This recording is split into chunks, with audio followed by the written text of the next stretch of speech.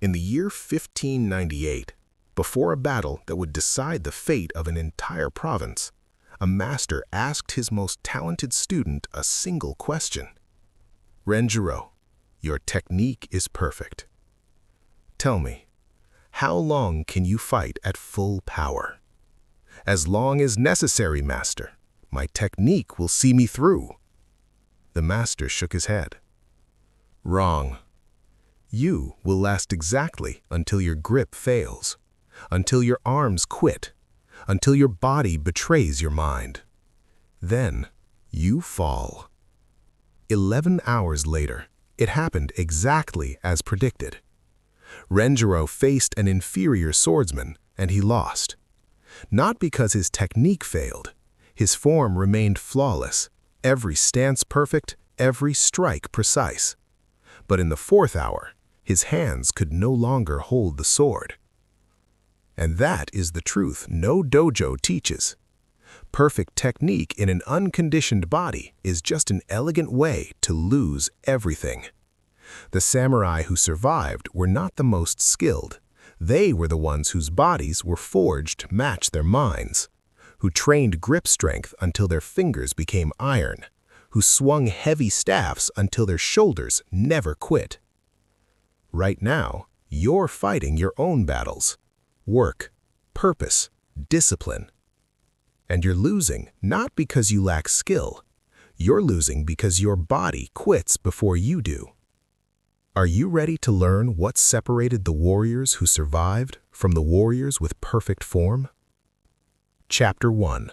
The Perfect Technique. First campaign. His voice was rough as gravel. Yes, these exercises. We don't do this in my dojo. Teyata laughed. Then your dojo has never seen real battle. He stepped closer. How long can you swing your sword at full power? Renjiro thought. Our sessions are usually an hour, maybe 2. And how long, Teyata asked quietly, do you think tomorrow's battle will last? The question hung in the air. I don't know. Hours, half a day, maybe longer. In the 1st hour, everyone's technique is good. 2nd hour, technique breaks down. 3rd hour?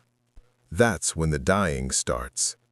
Not from bad technique, he said, gesturing to his arms, but because bodies quit, grips fail, arms won't lift. He motioned toward the warriors' training. This is Hōjō Undō, supplementary training. The chi-ishi builds grip strength so your sword doesn't slip when your hands are bloody. The makiwara conditions bones so they don't break. The tetsubo builds endurance so you keep fighting when everyone else's arms are dead. Renjiro watched. Nothing elegant, nothing philosophical. Just brutal, repetitive work. Doesn't superior technique compensate? No. In the dojo, yes, when matches last 5 minutes. In real battle, the samurai still standing in hour 4 beats the one gasping on the ground, no matter whose form is more perfect. He handed Renjiro a chi-ishi. Try this, 30 twists. Renjiro gripped it. After 10, his forearms burned. After 20, they screamed. At 27, his grip failed. He stared at his hands. He couldn't hold a weight for 30 seconds. Yet he was expected to grip a sword for hours.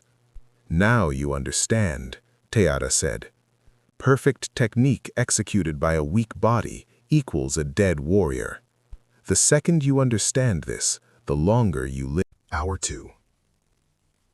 The technique worked. Over an hour of steady fighting, multiple engagements. Renjiro's technique remained sharp, but something new appeared. His hands hurt. Not from wounds, from gripping the sword too tightly for too long. His forearms burned with a deep, spreading ache. An enemy charged. Renjiro executed a perfect counter. But his arms trembled on impact. He won. But it took longer than it should have. He looked around. Many warriors were dead. But some, like Teata, were still moving with frightening efficiency. Still strong. How?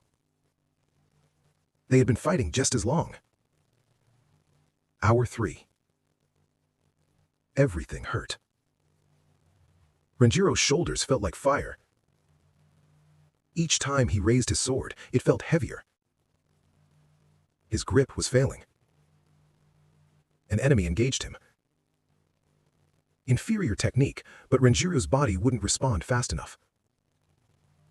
His blocks came late. His counters were weak. The fight dragged on. 7 minutes. Both were exhausted. But Renjiro was losing strength faster. He won. Barely. As the enemy fell, Renjiro's hands shook so badly he nearly dropped his sword. Hour 4. Catastrophe. Renjiro's vision narrowed. His legs felt distant. Each step required conscious effort. An Ashigaru appeared. A foot soldier, not even samurai class. His technique was clumsy. In the dojo, Renjiro would have defeated him in seconds. But this wasn't the dojo. Renjiro tried to block. His arms moved too slowly. The strike slipped through, cutting his shoulder. He countered, or tried to. His sword moved like he was underwater. The Ashigaru blocked easily. They circled. The Ashigaru was tired too, but less so. Years of farm labor had built endurance Renjiro's kata never did.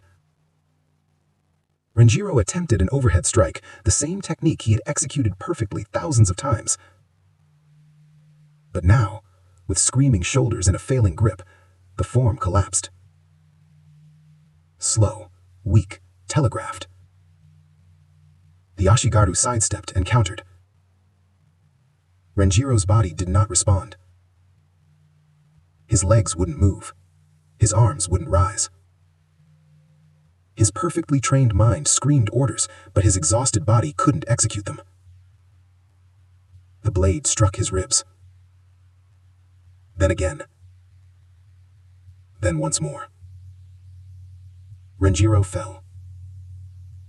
The last thing he saw was the rough farmer soldier standing over him. Now came specialization, the 4 pillars. 1. Grip endurance. Chi-ishi twisting, 50 reps each angle. The thick rope hangs to failure. Rice bucket hand training 10 minutes daily. Hanging from branches with increasing duration. Kenji's hands transformed. His grip became so powerful that he could feel enemies' weakness through sword contact. 2. Striking power. Makiwara progression. Light strikes 200 daily, months 1 to 2. Medium 500 daily, months 3 to 4. Full power 1000 daily, months 5 to 6. Advanced, strike until hands can't form, fists rest, repeat. Knuckles became visibly larger, bone density increased, pain decreased even as power increased. 3. Muscular endurance. Tetsubo training, basic swings 100 daily. Complex patterns 300 daily. Full kata with 40-pound Tetsubo, 500 swings. This built shoulder endurance for hour 5. Combat effectiveness. 4. Total body power. Stone training. Lift and carry increasing weight weekly. Throw for distance. Hold overhead for time. Walk while carrying created strength for fighting in armor, carrying wounded, and maintaining effectiveness under load. The integration, full training schedule, 4 to 5 days weekly. 5 a.m., chi-ishi, 30 minutes. 6 a.m., makiwara, 30 minutes. 7 a.m., sword, kata we've done. 9 a.m., tetsubo, 45 minutes. 11 a.m., stone carrying, 30 minutes. 2 p.m., full sparring, 2 hours.